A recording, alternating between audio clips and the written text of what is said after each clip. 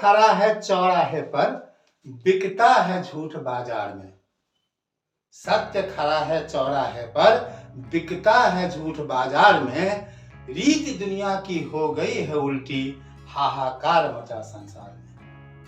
नमस्कार दोस्तों, मैं शिवनाथ बिहारी आप सभी का एक बार फिर से स्वागत करता हूं आपके अपने ही चैनल पर एक नए वीडियो में। दोस्तों, मैं कोई वकील या कानून का जानकार तो नहीं हूं, लेकिन आज मैं कानून से जुड़ी कुछ ऐसी रोचक खबर आपके लिए लेकर आया हूं जिसे सुनकर आपके दिल को बहुत तसल्ली मिलेगी। दोस्तों, आजकल न्यायालयों में झूठे मुकदमे की बाढ़ आ गई है। ये जो झूठे मुकदमे होते हैं ना,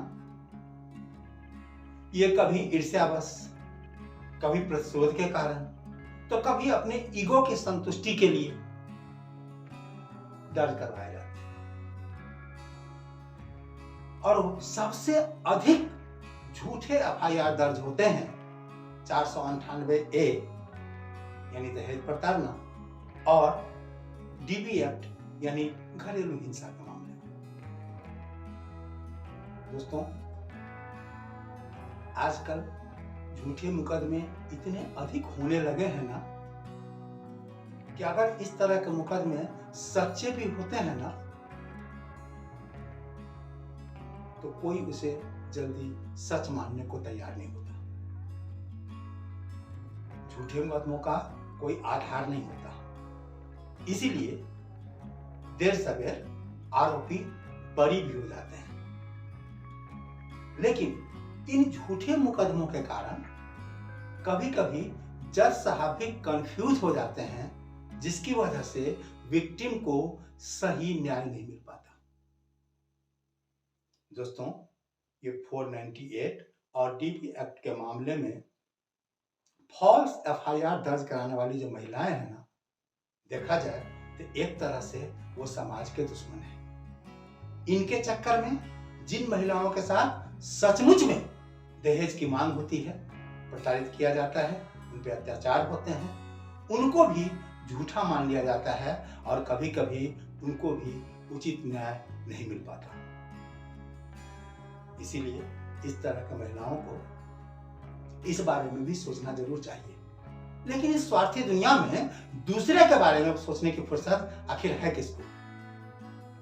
दोस्तों, नारी को लेकर हमारा समाज, शासन, प्रशासन, सरकार और न्यायालय सभी का एक सॉफ्ट कॉर्नर रहा है। इसीलिए नारी सुरक्षा व सशक्तिकरण के नाम पर कई कानून भी बने, लेकिन यही कानून आज की तारीख में पुरुषों के लिए आफत बन गए हैं। आज बहुत सारी महिलाएं इन कानूनों को हथियार बना करके दूसरों का भयादोहन व ब्लैकमेल कर रही है। दोस्तों, शादी के बाद लड़कियां साल भर के अंदर अंदर ही खुद किसी न किसी बहाने से मायके चली जाती हैं और फिर वहां जाकर पति समेत ससुराल के तमाम लोगों पे झूठे मुकदमे दर्ज करा देती है। और फिर मेंटेनेंस और वन टाइम सेटलमेंट के नाम पर शुरू होता है मोटी रकम ऐंठने का सिलसिला, ब्लैकमेलिंग और भयादोहन का सिलसिला। ऐसी महिलाएं न्यायालय में उपस्थित होकर झूठ मूठ के आंसू बहाती हैं, ताकि इनको देखकर ऐसा लगे कि वो सचमुच में कितनी पीड़ित हैं। इतना ही नहीं, ऐसी महिलाएं अपने आप को इज्जतदार होने की भी दलीलें देती है। उनकी दलीलें होती है कि कोई भी इज्जतदार महिला अपने इज्जत उछालने के लिए, अपने घर को बदनाम करने के लिए क्यों अदालत में खड़ा होगी?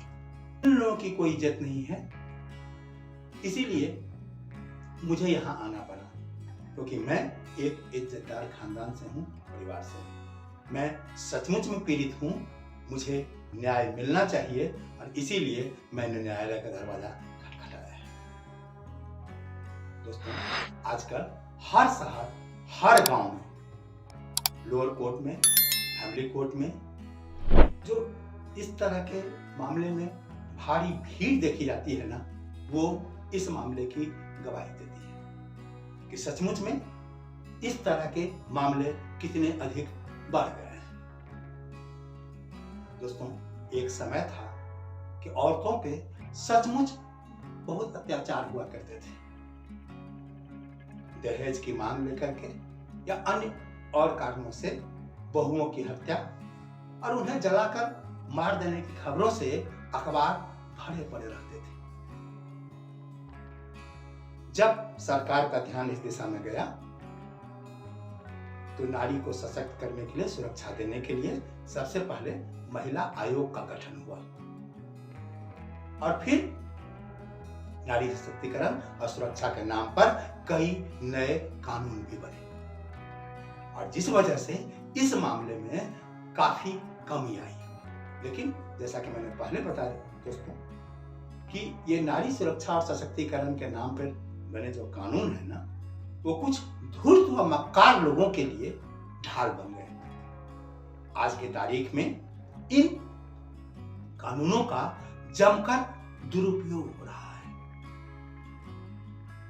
दोस्तों, आज ऐसी स्थिति है कि पहले से चली आ रही सोच के कारण हमेशा लड़के पक्ष को ही दोषी मान लिया जाता, उसकी कभी भी कहीं भी नहीं सुनी जाती, उसे तो बोलने तक का भी मौका ठीक से नहीं दिया जाता।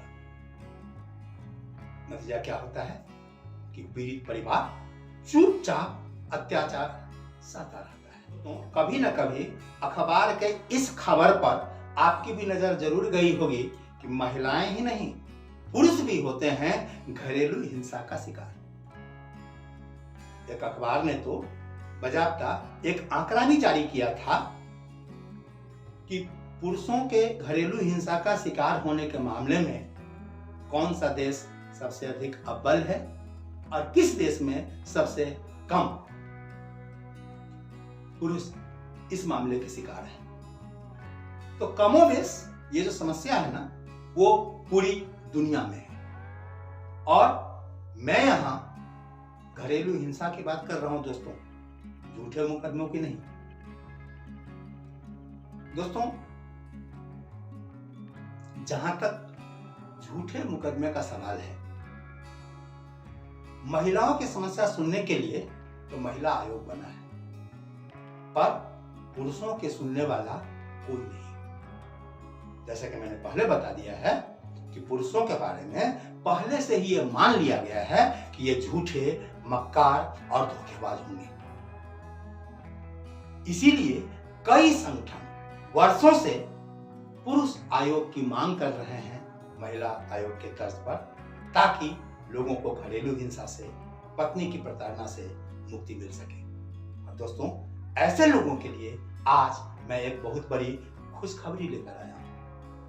हमारे देश में जल्दी ही हो सकता है पुरुष आयोग का गठन।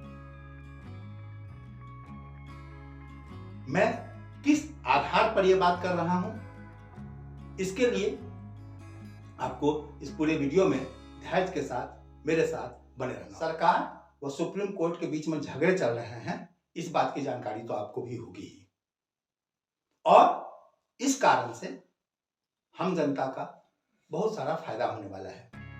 सरकार कई कानूनों में बदलाव पर विचार कर रही है और इस बदलाव के चलते अब आने वाले समय में अदालत भी आपको बदले बदले से नजर आने लगेंगे। और दोस्तों, देश के एक हाई कोर्ट ने तो इस बदलाव की शुरुआत भी कर दी है। आइए दोस्तों, सबसे पहले जानते हैं इस अनूठे बदलाव के बारे में। दोस्तों, अभी तक ऐसा होता था कि जब किसी पर झूठे मुकदमे दर्ज होते थे किसी भी तरह के, तो देर सवेर वो उन मुकदमों से बरी तो हो जाता था, पर इस मुकदमे को फेस करने के दौरान जो उसे खर्च, परेशानी या फजीहत होती थी ना, इसके बदले में उसे कुछ भी नहीं हासिल होता था। ज्यादा से ज्यादा आप उस अपोजिट पार्टी पर मानहानि हानि का मुकदमा दर्ज करके आप उसे परेशान कर सकते थे, उससे कुछ अर्थदंड वसूल सकते थे। और इस कारण ऐसे लोगों का जो हौसला था ना, वो बहुत बुलंद था, क्योंकि मुकदमे से बरी होने के बाद बहुत कम ही लोग ये मानहानि वगैरह का मुकदमा उस पर दर्ज कर पाते थे। लेकिन दोस्तों, आपके लिए सबसे बड़ी राहत की खबर है कि अब ये झूठे मुकदमे दर्ज कराने वालों पर कार्रवाई शुरू हो गई है, उन्हें दंड मिलना भी शुरू हो गया है। दोस्तों, ताजा मामला पंजाब और हरियाणा हाईकोर्ट का है। जस्टिस आलोक जैन की अदालत में वरुण बग्गा बनाम राज्य सरकार एक मुकदमा आया। मुकदमा छेड़छाड़ से संबंधित था। एक महिला ने किसी पुरुष पर छेड़छाड़ का आरोप लगाते हुए एफआईआर दर्ज करवाया था। मामले के तहकीकात में पाया गया कि शिकायतकर्ता महिला ने सबसे पहले तो उस पीड़ित पुरुष को सार्वजनिक स्थान पर थप्पड़ मारा और फिर अपने अहम की संतुष्टि के लिए उसने उस पुरुष पर झूठी एफआईआर भी दर्ज करा दी, छेड़छाड़ की। और बाद में कुछ ले देकर उसने मामले में सुलह भी कर दिया। अब वो अपने केस वापस लेने के लिए अदालत में अर्जी लगाने आई थी और अर्जी पर सुनवाई के दौरान जैसे ही माननीय जज साहब को इस पूरे मामले की सच्चाई पता चली, उन्होंने उस पीड़ित महिला को 1 लाख रुपए का अर्थदंड लगाया और इसे 1 महीने के भीतर भीतर उस पीड़ित पुरुष को देने का हुक्म सुनाया। दोस्तों, झूठे एफआईआर दर्ज होने के कारण उस पुरुष की जो मान प्रतिष्ठा गई, जो पैसे खर्च हुए, फजीहत और परेशानी हुई, इसकी तो भरपाई नहीं हो पाएगी। लेकिन इस एक मामले से ऐसे झूठे मुकदमे दर्ज कराने वाले लोगों को एक सबक तो जरूर मिलेगा, और जिससे आने वाले समय में इन झूठे मुकदमे के मामले में काफी कमी देखने को मिल सकती है। अब कोई भी आदमी किसी पर भी झूठा मुकदमा दर्ज कराने से पहले कम से कम एक बार सोचेगा तो जरूर। दोस्तों, चंडीगढ़ हाई कोर्ट के इस फैसले ने लोगों को चौंकाया जरूर, लेकिन ये एक बहुत ही अच्छी पहल है, इसलिए इसका स्वागत होना चाहिए। मेरे हिसाब से तो चंडीगढ़ हाई कोर्ट का यह फैसला अन्य अदालतों के लिए एक नजीर बनेगी। देर सवेर अन्य अदालतें भी इसका अनुसरण करेंगी और जब झूठे एफआईआर दर्ज करने वालों पर कार्रवाई शुरू होगी ना, तो सजा के भय से निश्चित रूप से इस तरह के मामले में भारी कमी आएगी। दोस्तों, अब आते हैं पुरुष आयोग के गठन पर। दोस्तों, महेश कुमार तिवारी नामक एक वकील ने सुप्रीम कोर्ट में पुरुष आयोग के गठन के लिए एक याचिका लगाई है। इस याचिका में उन्होंने एनसीआरबी का यानी नेशनल क्राइम रिकॉर्ड ब्यूरो का एक आंकड़ा भी दिया है। एनसीआरबी के आंकड़े के अनुसार वर्ष 2021 में समूचे देश में 1,64,033 लोगों ने आत्महत्या की। इनमें पुरुषों की संख्या थी 81,063 और महिलाओं की संख्या थी 28,680। पुरुषों की जो संख्या थी आत्महत्या करने वालों की, इसमें से 33.2% जो लोग थे उन्होंने पारिवारिक समस्याओं की वजह से आत्महत्या की थी और 4.8% लोगों ने विवाह संबंधी मामले को लेकर के आत्महत्या की थी। दोस्तों, इस याचिका में विवाहित पुरुषों के द्वारा किए जा रहे आत्महत्या के मुद्दे से निपटने के लिए और महिलाओं के द्वारा पुरुषों पर किए जा रहे घरेलू हिंसा की शिकायत पर कार्रवाई करने के लिए सरकार से अनुरोध किया गया है कि वो राष्ट्रीय मानवाधिकार आयोग को इसके लिए आदेश दे। दोस्तों, अगर ये याचिका स्वीकार कर दी जाती है तो देश में महिला आयोग के तरह ही पुरुष आयोग का गठन भी आपको बहुत शीघ्र देखने को मिलेगा। सरकार बहुत शीघ्र इसके लिए आदेश पारित कर सकती है। याचिका का स्वीकार कर लेने से जब पुरुष आयोग के लिए रास्ता साफ हो जाएगा तो निश्चित रूप से देर सवेर पुरुष आयोग भी देश में बनकर ही रहेगा। तो झूठे मुकदमे से परेशान लोगों के लिए ये बहुत राहत भरी खबर है, लेकिन झूठे मुकदमे दर्ज कराने वाले लोगों और 498 और टीबी एक्ट जैसे मामले में झूठी शिकायत दर्ज करने वाली महिलाओं को इससे तगड़ा झटका लग सकता है, क्योंकि अभी तो केवल जुर्माना लगना शुरू हुआ है। आने वाले समय में उन्हें इसके लिए जेल भी जाना पड़ सकता है। यकीन कीजिए दोस्तों, थोड़ी देर लग सकती है इस मामले में, लेकिन ये होगा जरूर। बदलाव धीरे धीरे ही होता है। शुरुआत हो चुकी है। चंडीगढ़ हाईकोर्ट ने शुरुआत कर दी है, तो अब यह सिलसिला यही नहीं रुकेगा। देश की अन्य हाईकोर्ट भी चंडीगढ़ हाईकोर्ट को फैसले को देर सवेर अपनाएंगे ही। और अब पुरुष आयोग के लिए जो याचिका दाखिल की गई है ना, इसने तो इसका रास्ता और साफ कर दिया है। और दोस्तों, सबसे अंत में एक बात और, कॉमन सिविल कोड के लेकर के इस समय देश में चर्चा बहुत जोरों पर है।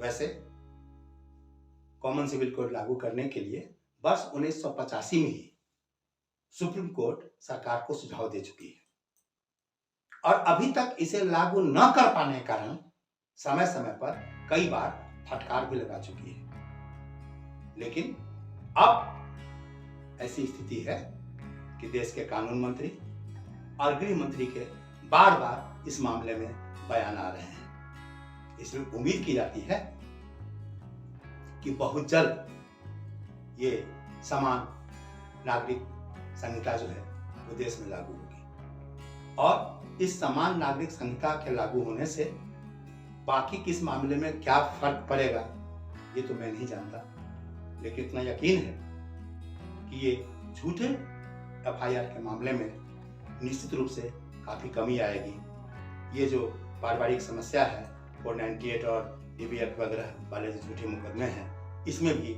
जरूर कमी आएगी। तो निश्चित रूप से यह खबर जो है आप बहुत ही सुकून पहुंचाने वाली है। दोस्तों, आज के लिए इतना ही। बहुत जल्द मिलते हैं एक नए वीडियो में एक नए टॉपिक के साथ। तब तक के लिए अपना ख्याल रखिए, मस्त रहिए और स्वस्थ रहिए। दोस्तों, अगर आपको ये वीडियो पसंद आया हो, जानकारी अच्छी लगी हो, तो इसे जमकर शेयर करें। आज हर गांव, हर मोहल्ले में लोग इस तरह के मामले से परेशान हैं। उन सब तक ये खबर पहुंचनी चाहिए और उन सब के दिल को जो सुकून मिलेगा, इसका पुण्य भी मिलेगा आपको। इसलिए दोस्तों, इस वीडियो को वायरल कीजिए।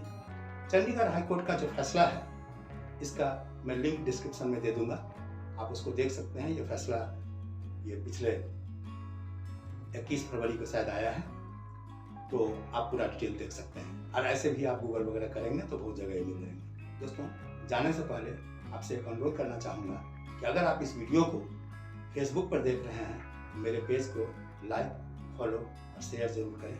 और यूट्यूब पर अभी तक आपने इस चैनल को सब्सक्राइब नहीं किया है तो काइंडली प्लीज प्लीज प्लीज इसे सब्सक्राइब जरूर कर लीजिए दोस्तों। ऐसा करने से मुझे बहुत बल मिलेगा, आपके लिए और भी दमदार कंटेंट तैयार करने की प्रेरणा मिलेगी। Thank you very much. जय हिंद, जय भारत।